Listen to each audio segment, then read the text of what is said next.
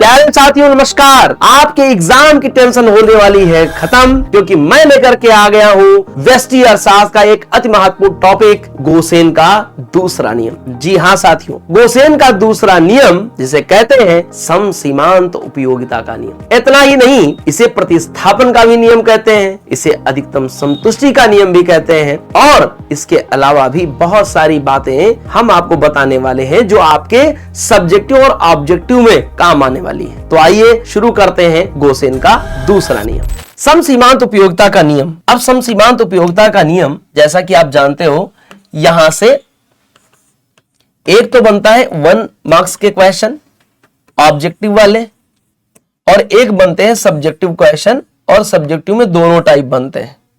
Subjective के जो question बनेंगे प्यारे साथियों, वो दोनों टाइप के बनेंगे, 2 मार्क्स वाले और साथ ही साथ 5 मार्क्स वाले, 5 अंकों वाले भी और 2 अंकों वाले भी। अच्छा, अब अगर 2 अंकों वाले भी बनेंगे और 1 अंक वाला भी बनेगा, ठीक है, 1 अंक का, तो इसको हम कैसे समझेंगे और कैसे टैकल करेंगे। अभी 1 अंक का कहां से बनेगा, आपसे पूछा जाएगा कि भाई गोसेन के इस नियम को किन किन नामों से, अन्य नामों से जाना जाता है। तो मैंने बताया इसे प्रतिस्थापन का नियम कहते हैं। कैसा नियम कहते हैं बेटा? प्रतिस्थापन का नियम कहते हैं, ठीक है। क्यों प्रतिस्थापन का नियम कहेंगे ये आगे समझेंगे। इसे अधिकतम संतुष्टि का नियम भी कहते हैं। क्या कहते हैं? अधिकतम संतुष्टि का नियम, मैक्सिमम सेटिस्फैक्शन, ठीक है जी। और इसके अलावा इसे अनुपातिकता का नियम भी कहते हैं।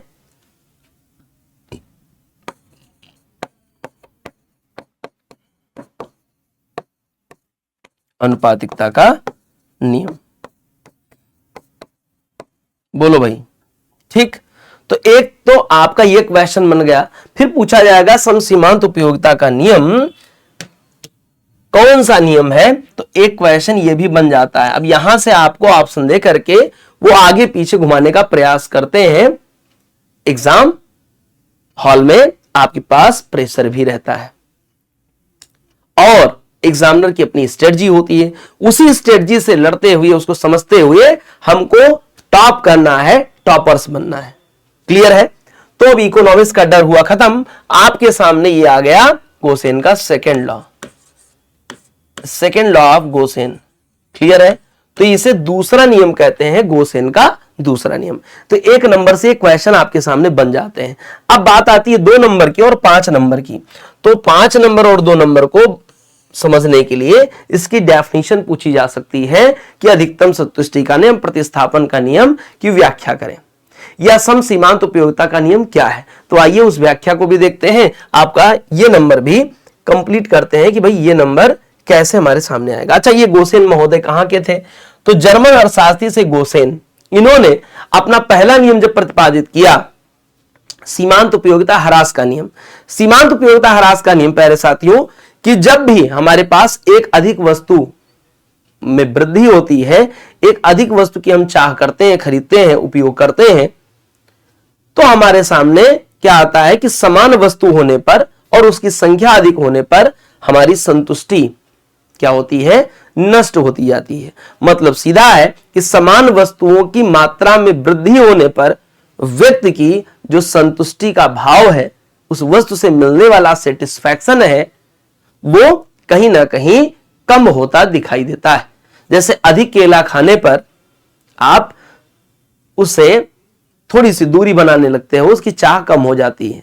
उसी 4 या 5 या 1 दर्जन केले की जगह पे अगर 2 केले और 2 संतरे होते या 2 एप्पल होते, तो आपको समान संतुष्टि भी मिलती और कहीं ना कहीं आपको अच्छा भी लगता, आप लाइक भी करते। इसी नियम पर आधारित उन्होंने दूसरा नियम प्रतिपादित किया। गोसेन का दूसरा नियम कहलाया समान संतुष्टि का नियम या समसीमांत उपयोगिता का नियम। समसीमांत उपयोगिता का नियम प्यारे साथियों, यह बात कहता है कि भाई अगर हमने एक वस्तु या अपनी आय को एक ही वस्तु पर खर्च कर दी तो यह हमारे लिए कहीं ना कहीं हरास का विषय बनेगा, निगेटिव इंपैक्ट डालेगा, संतुष्टि का भाव कम करेगा और हमारी जो विभिन्न प्रकार की आवश्यकताएं हैं वो भी पूरी नहीं हो पाएंगी। गोसेन ने विचार किया और उन्होंने दूसरे नियम का प्रतिपादन किया। उन्होंने कहा कि एक विवेकशील उपभोक्ता अपनी समस्त आय या आय का एक हिस्सा विभिन्न प्रकार की वस्तुओं पर खर्च करता है या उसे खर्च करना चाहिए। किन वस्तुओं पर खर्च करें? तो यह प्रश्न आया कि किन वस्तुओं पर खर्च करें तो जिससे उसे अधिकतम संतुष्टि मिले और जिसकी उसे आवश्यकता हो। जैसे हम एक ही प्रकार की पेन को अगर लेकर के सारा का सारा पैसा उसे पैकेट ला करके रख लेते हैं, ब्लू कलर की पेन हम ला करके रख लिए, वो अच्छी भी थी और कीमत भी कम थी, मान लेते हैं,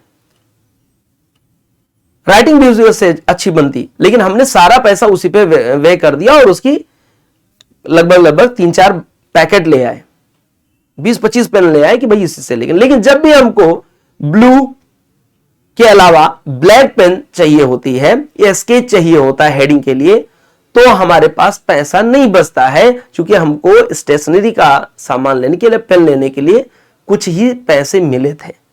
तो यहां पर अब एक विवेकशील उपभोक्ता, विवेकशील कंज्यूमर होने के नाते हमको यह ध्यान देना चाहिए कि हमको कौन कौन सी पेनें आवश्यक है। ये मैंने आपको उदाहरण पेश किया। तो उन्होंने ये बात कही गोसेन महोदय ने अपने दूसरे नियम में कि व्यक्ति को अपनी आय का एक हिस्सा या अपने आय का कुल हिस्सा उन वस्तुओं पर, भिन्न भिन्न वस्तुओं पर व्यय करना चाहिए जिससे उन्हें अधिकतम संतुष्टि प्राप्त हो, ना कि उस वस्तुओं से मिलने वाली उपयोगिता नष्ट हो, जैसा कि उन्होंने पहले नियम में कहा था। ठीक है जी, अब इसको समझेंगे कैसे।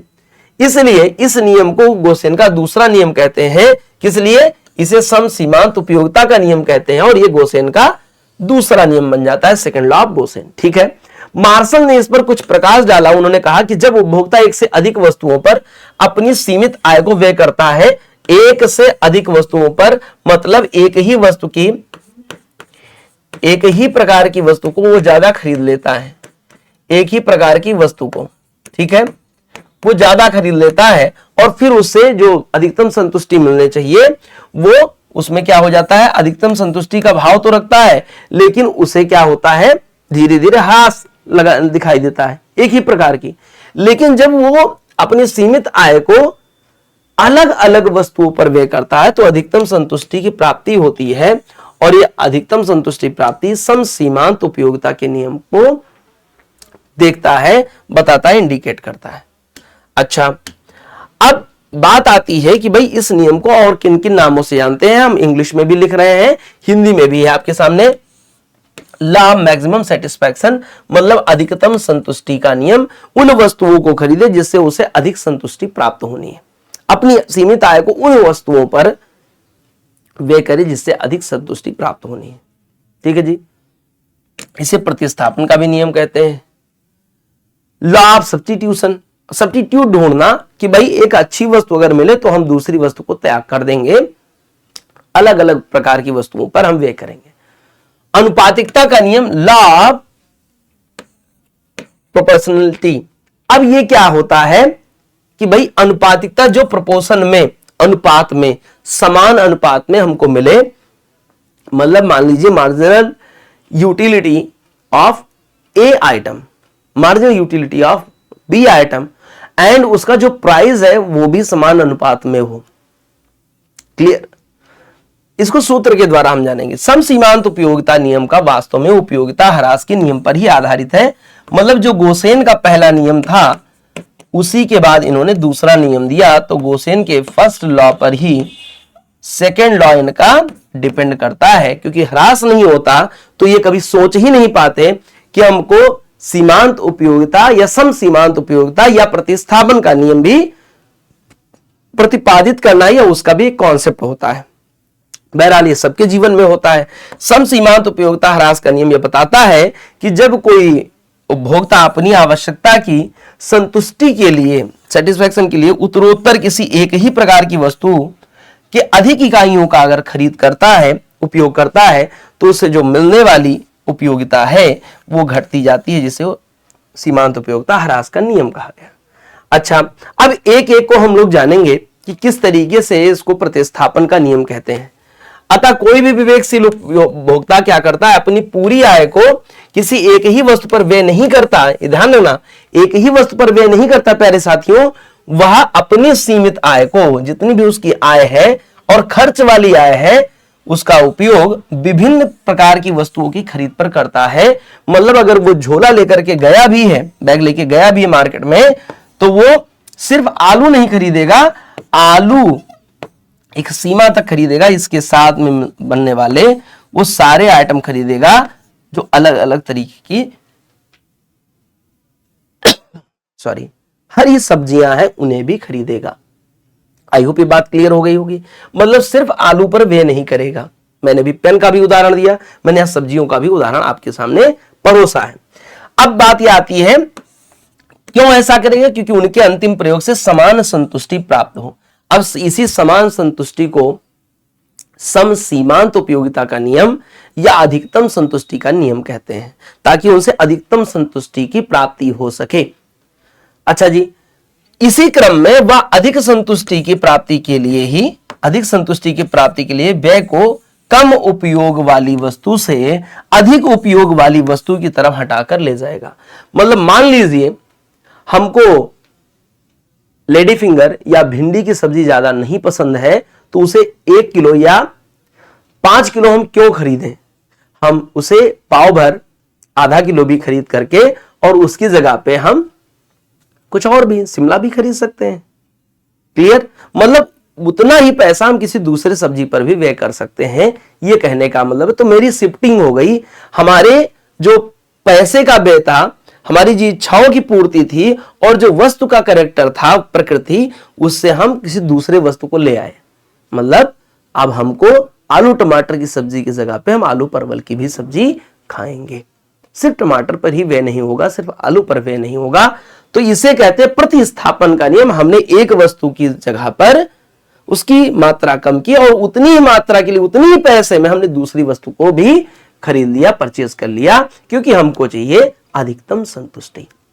अब संतुष्टि में ह्रास नहीं चाहिए, कभी भी यूटिलिटी में वस्तु की हमें ह्रास नहीं चाहिए, गिरना नहीं है, उससे संतुष्टि अधिक प्राप्त करनी। तो इसीलिए दूसरे शब्दों में वस्तु का प्रतिस्थापन या सब्स्टिट्यूशन, ठीक है, जो सब्स्टिट्यूट मिलेगा, जैसे हम कभी कभी चाय की जगह पे क्या पी लेते हैं, कॉफी पीते हैं, कॉफी पसंद करते हैं कि भैया कॉफी है हमारे पास, चाय नहीं है तो कॉफी हम लोग मांग लेते हैं। ये सब्स्टिट्यूट है, चाय कॉफी का सब्स्टिट्यूट है।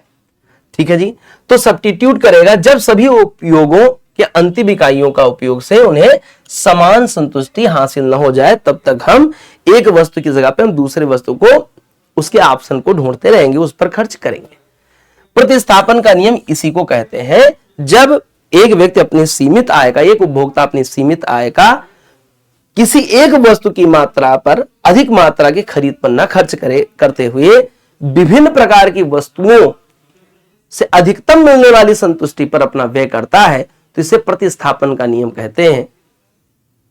ठीक है जी, अब आगे हम लोग बढ़ते हैं कि इसे और किस नाम से जानते हैं। इसे अधिकतम संतोष का नियम कहते हैं। ऐसा क्यों कहते हैं कि मैक्सिमम सेटिस्फैक्शन वाला लॉ है? इसलिए कहते हैं क्योंकि उपभोक्ता इसी नियम का सहारा लेकर के वो अपनी अधिकतम संतुष्टि को प्राप्त करने का प्रयास करता है, और वो अपनी सीमित आय का, किसका जी, सीमित आय का व्यय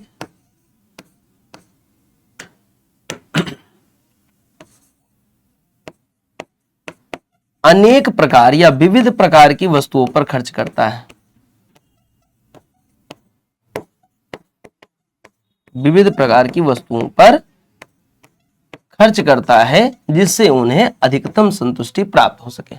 ठीक है, सीमित आय का व्यय अनेक प्रकार की वस्तुओं पर खर्च करता है, कि खरीद पर खर्च करता है, जिससे उसे अंतिम लक्ष्य है कि अधिकतम संतुष्टि प्राप्त हो। इसीलिए इसे अधिकतम संतुष्टि का नियम भी कहते हैं, इसे प्रतिस्थापन का नियम भी कहते हैं। अब आइए समझते हैं अनुपातिकता का नियम इसे हम क्यों कहते हैं।